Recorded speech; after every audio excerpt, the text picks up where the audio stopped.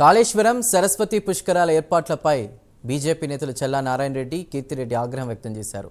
పుష్కరాల వద్ద నాసిరకం పనులు చేశారని ఆరోపించారు. ప్రభుత్వం వెచ్చించిన 35 కోట్లలో కనీసం 3 కోట్ల రూపాయల పనులు కూడా జరగలేదన్నారు. ప్రోటోకాల్ కూడా పాటించడం లేదని, దళిత ఎంపీ వంశీకృష్ణ ఫోటోను ఫ్లెక్సీలో పెట్టకపోవడం బ్రాహ్మణ అహంకారానికి నిదర్శనమన్నారు. ఈవో మహేష్ను కలిసిన బీజేపీ నేతలు ప్రజలకు అందుబాటులో ఉండాలని కోరారు.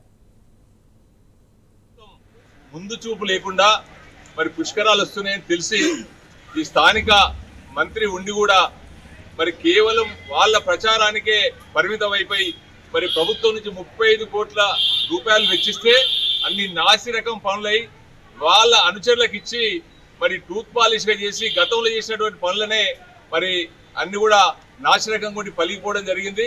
ఈనాడు 35 కోట్ల కనీసం మరి 3 కోట్ల రూపాయల పని కూడా జరగట్లేదు. మరి ఈనాడు కేవలం ఏం జరుగుతుంది అంటే వాళ్ళ ఫ్లెక్సీలు, వాళ్ళ ప్రచారం, రేవంత్ రెడ్డి గారిది, శ్రీధర్ బాబు గారిది, మిగతా మంత్రులందరి ఫ్లెక్సీల కోసమే ఖర్చు జరుగుతూ ఉన్నది. వాళ్ళ అనుచరులకు ఇచ్చిరు తప్ప మరి వాస్తవానికి దూరదృష్టితోటి టెండర్లు పిలిచి న్యాయంగా ఇవ్వలేనటువంటి పరిస్థితి. మరి ఈనాడు మరి కాళేశ్వర ముక్తేశ్వర స్వామి ముఖద్వారం అయినటువంటి మెయిన్ రోడ్డుకే ఈనాడు రోడ్డు మరమ్మతు చేయలేదు. మరి సెంట్రల్ లైటింగ్ సిస్టమ్ లేదు, వెడల్పు జరగలేదు.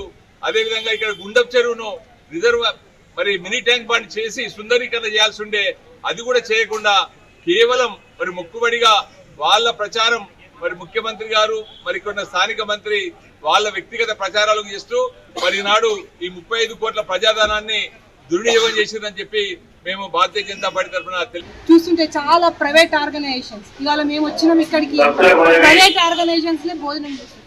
చాలా ప్రైవేట్ ఆర్గనైజేషన్స్ ఇక్కడ అన్నదానం చేస్తా ఉన్నాయి. వాళ్ళ సొంత జేబుల నుంచి, ఎక్కడి నుంచో యుఎస్ నుంచి కూడా, ఓవర్సీస్ నుంచి కూడా ఇక్కడ ఉండేటువంటి భక్తులు, ముక్తేశ్వర స్వామి భక్తులు ఓవర్సీస్ నుంచి కూడా డబ్బులు పంపించి ఇక్కడ అన్నదానం చేయిస్తా ఉంటే ప్రభుత్వం ఏం చేస్తారు?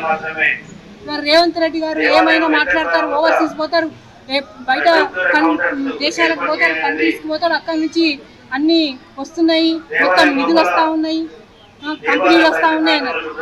నిధులు, కంపెనీలు ఓవర్సీస్ నుంచి భక్తులుగా డబ్బులు ఇక్కడ పంపించి ఇక్కడ ఉండేటి భారతదేశంలో ఉండేటువంటి వాళ్ళ సొంత గ్రామాలలో ఉండేటువంటి వాళ్ళు ఇబ్బంది పడకూడదు. మా సొంత గ్రామానికి సరస్వతి పుష్కరాలకు పోతే మా కలకత్తా అన్నకి అన్నం దొరకాలంటే వాళ్ళు అన్నం పెడుతున్నారు సార్. మీరేం చేస్తున్నారు? ఖచ్చితంగా భక్తులకి అన్ని ఫెసిలిటీస్ కల్పించండి. ముఖ్యంగా తాగునీటి వ్యవస్థ, అన్నదానం వ్యవస్థ ఇక్కడ ప్రభుత్వం తరఫు నుంచి చేయాలి. ఎందుకంటే 35 కోట్ల రూపాయలు ఇక్కడ